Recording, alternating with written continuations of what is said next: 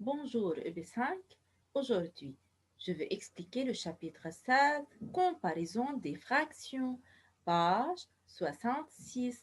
Alors allons-y et ouvrez le livre à la page 66. Maintenant, il faut lire je sais. Pour comparer deux fractions, on les réduit soit au même dénominateur et on les compare. On a les deux fractions 2 cinquièmes et 3 sixièmes. Alors, il faut réduire au même dénominateur. 5 et 6. Est-ce qu'il y a une relation entre 5 et 6? Non. Donc, tout simplement, il faut multiplier 5 par 6 et 6 par 5. En haut et en bas. Donc, 2 fois 6, c'est 12 et 5 fois 6, c'est 30. Donc, 12 trentièmes. Maintenant, 3 fois 5, c'est 15 et 6 fois 5, c'est 30. Donc, ces deux fractions sont équivalentes à 12 trentièmes et 15 trentièmes. Les deux fractions, maintenant, ont le même dénominateur. Donc, il faut comparer qui est le plus grand, 12 ou bien 15, c'est 15. Donc, tout simplement, alors, 2 cinquièmes est plus petit que 3 sixièmes. De même, il faut maintenant réduire au même numérateur, puis on les compare. Alors, 2 cinquièmes et 3 sixièmes. Est-ce qu'il y a une relation entre les numérateurs? Non. Alors, tout simplement, il faut multiplier 2 par 3 et 3 par 2, en haut et en bas. Donc, la réponse sera 2 fois 3, 6 et 5 fois 3, 15. 3 fois 2 est 6 et 6 fois 2 c'est 12. Donc, les deux fractions sont équivalentes à 6 quinzièmes et 6 douzièmes. Alors, on a le même numérateur 6. Donc, il faut comparer 15 et 12.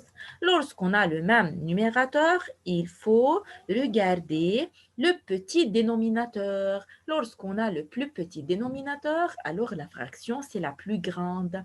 Maintenant, qui est le plus petit? C'est 12, n'est-ce pas? Donc, 6 douzièmes, c'est la fraction qui est la plus grande. Donc, 2 cinquièmes est plus petit que 3 sixièmes. Attention, la même conclusion si on a fait même dénominateur et la même conclusion si on a fait le même numérateur.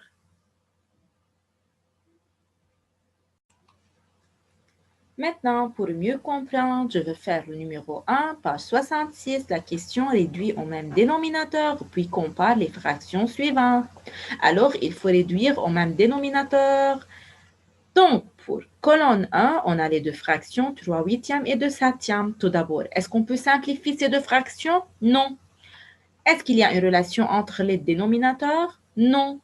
Donc, tout simplement, il faut multiplier 8 par 7 et 7 par 8, n'est-ce pas? Bien sûr, en haut et en bas. Alors, les fractions sera 3 fois 7, 21. 8 fois 7, c'est 56.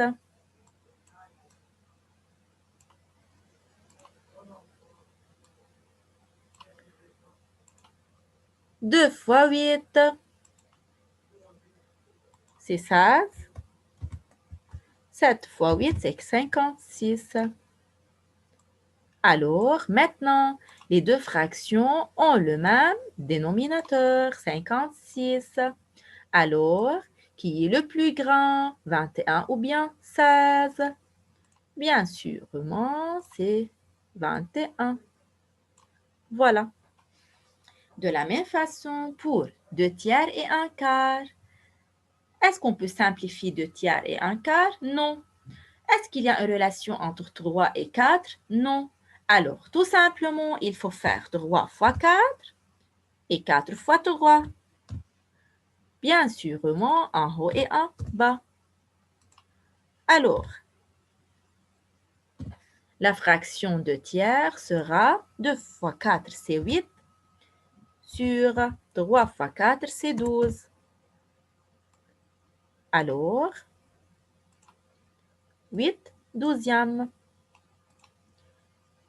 La deuxième fraction sera 1 fois 3, c'est 3.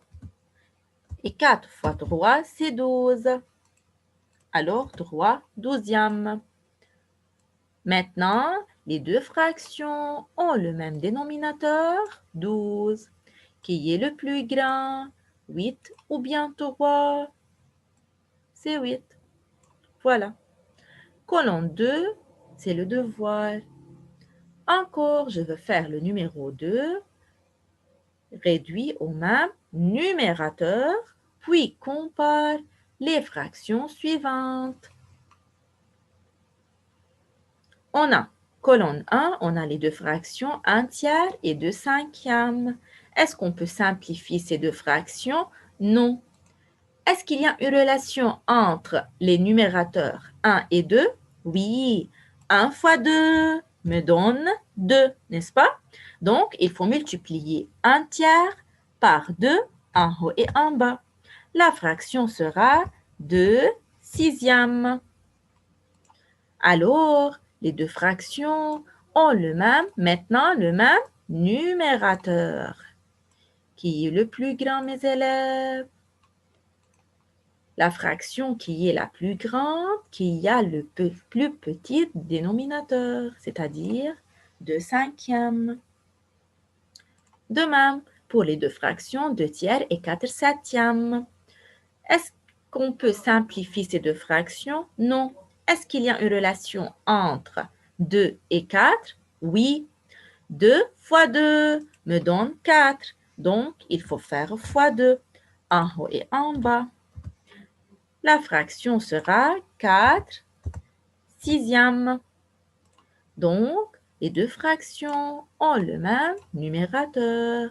Qui est le plus grand? 6 ou bien 7? C'est 6. Encore, colonne 2, c'est le devoir.